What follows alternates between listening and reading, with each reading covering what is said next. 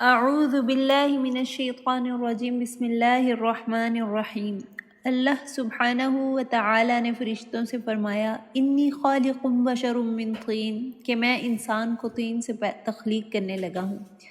فَإِذَا سَوَّيْتُهُ وَنَفَخْتُ فِيهِ مِن رُوحِي، اور جب میں اسے مکمل کر لوں اور اس میں اپنی روح پھونک دوں، فَقَعُوا لَهُ سَاجِدِينَ، تو اس کے لیے سجدہ ریز ہو جانا۔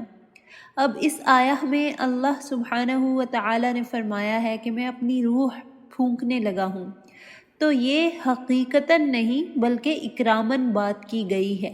اس کا یہ مطلب نہیں کہ اللہ سبحانہ و تعالی کی روح ہمارے اندر ہے، بلکہ یہ ویسے ہی ہے جیسے اللہ نے کعبہ کو کہا کہ یہ میرا گھر ہے، یا جیسے سورۃ الشمس میں فرمایا میری اونٹنی، تو یہ عزت دینے کے لیے ہے۔ اللہ تعالیٰ انسان کو عزت و اکرام دے رہے ہیں یہ کہہ کر کہ میں اپنی روح پھونک رہا ہوں انسان میں۔ اس بات میں سیکھنے کے لیے کیا سبق ہے؟ تو ہمیں اس سے یہ سبق ملتا ہے کہ جسم روح کے بغیر بے وقت ہے، بے قیمت ہے۔ فرشتوں کو آدم علیہ السلام کو سجدہ کرنے کا اس وقت تک حکم نہ دیا گیا تھا جب تک کہ اس میں روح نہ پھونک دی گئی۔ اس سے ہمیں پتہ چلتا ہے کہ ہمارا کردار، ہمارا اخلاق، ہماری اندرونی شخصیت، ہماری باطنی خوبصورتی بیرونی جسم اور ظاہری خوبصورتی کے مقابلے میں کہیں زیادہ اہمیت کی حامل ہے، اور ہمیں اپنے اندر کو سنوارنے میں بہت زیادہ توجہ دینے کی ضرورت ہے۔ ہمیں کوشش کرنے کی ضرورت ہے کہ اپنے اندر کو نکھار کر اللہ تعالیٰ کی خوشنودی حاصل کر سکیں۔ حقیقتاً ہماری قدر اور اہمیت ہمارے باطنی کردار پر منحصر ہے، اور ایسا ہی معاملہ ہمارے باپ آدم علیہ السلام کے ساتھ بھی تھا، کیونکہ فرشتوں کو تب تک آدم علیہ السلام کو سجدہ کرنے کا حکم نہ ملا تھا جب تک ان کے اندر روح نہ پھونکی گئی تھی۔ اسی لیے نبی صلی اللہ علیہ وسلم نے فرمایا ہمیں اپنے قبائل اور نسل کے بارے میں اترانا نہیں چاہیے، شیخی نہیں بگاڑنی چاہیے۔ آپ صلی اللہ علیہ وسلم نے فرمایا اپنے آباء و اجداد کے بارے میں اتراؤ مت، ان لوگوں کے جسم محض جہنم کا ایندھن ہے، اور ان کے اجسام کی وقت اللہ کی نظر میں اس شے سے بھی کم ہے جسے کیڑا اپنی ناک سے ہلا جلا کر خوراک تلاش کرتا ہے۔ سبحان اللہ۔ جب آپ کی روح کرپٹ ہو تو اس جسم کی کوئی بھی اوقات نہیں، چاہے اسے کتنا ہی سجا کے اور سنوار کے رکھا گیا ہو۔ جسم خوبصورت روح کے بغیر نہ اس دنیا میں کسی قابل ہے، اور نہ ہی قبر میں اس کی کوئی اوقات ہے جہاں اسے کیڑے کھائیں گے، اور نہ ہی قیامت کے دن جب یہ جہنم کا ایندھن بنے گا۔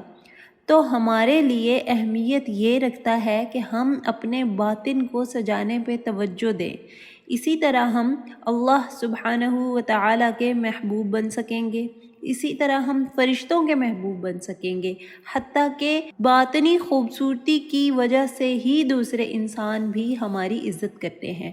اگر کسی انسان کے جسم کو کیمیکلی بدل کر دوبارہ بنا بھی لیا جائے لیکن اس میں روح نہ ہو تو اس جسم کا کوئی فائدہ نہیں۔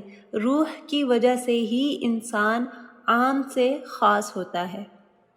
اب واپس چلتے ہیں آدم علیہ السلام کے واقعے کی طرف، کہ جب اللہ سبحانہ و تعالی نے آدم علیہ السلام کے جسم میں روح پھونکی، تو جیسے ہی آدم علیہ السلام کے جسم میں روح داخل ہوئی تو آدم علیہ السلام کو چھینک آئی اور انہوں نے کہا الحمدللہ۔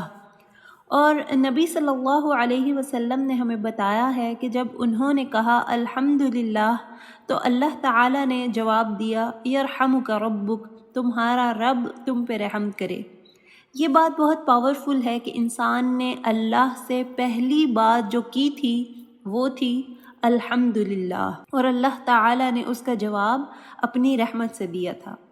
اسی لیے نبی صلی اللہ علیہ وسلم نے فرمایا کہ جب تم چھینک مارو اور الحمدللہ نہ کہو تو شیطان تمہارا مذاق اڑاتا ہے، اور اگر کوئی تمہاری الحمدللہ کے جواب میں یرحمک اللہ نہ کہے تو شیطان اس کا مذاق اڑاتا ہے۔ کیونکہ شیطان نے وہ گفتگو جو آدم اور اللہ کے درمیان ہوئی تھی اس کو سنا تھا اور اسے اس کا کانٹیکسٹ پتہ ہے، تو جب ہم الحمدللہ نہیں کہتے تو وہ ہمارا مذاق اڑاتا ہے۔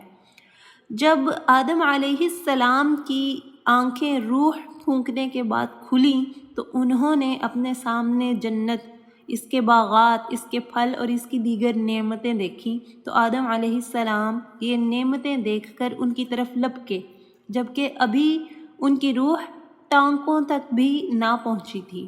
تو اللہ سبحانہ وتعالی نے اس پہ کامنٹ کیا، خلق الانسان من عجل، کہ انسان کو عجلت کے ساتھ پیدا کیا گیا ہے۔ سورۃ الانبیاء میں اللہ سبحانہ وتعالی نے بتایا ہے کہ انسان بہت جلد باز ہے، لیکن اس جلد بازی کے باعث اللہ تعالی نے اپنی رحمت ہم سے دور نہیں کی، اور ہم اللہ سے دعا کرتے ہیں کہ ہماری کمیوں اور کوتاہیوں کے باوجود ہم پر اپنا فضل اور رحمت کا سایہ رکھے۔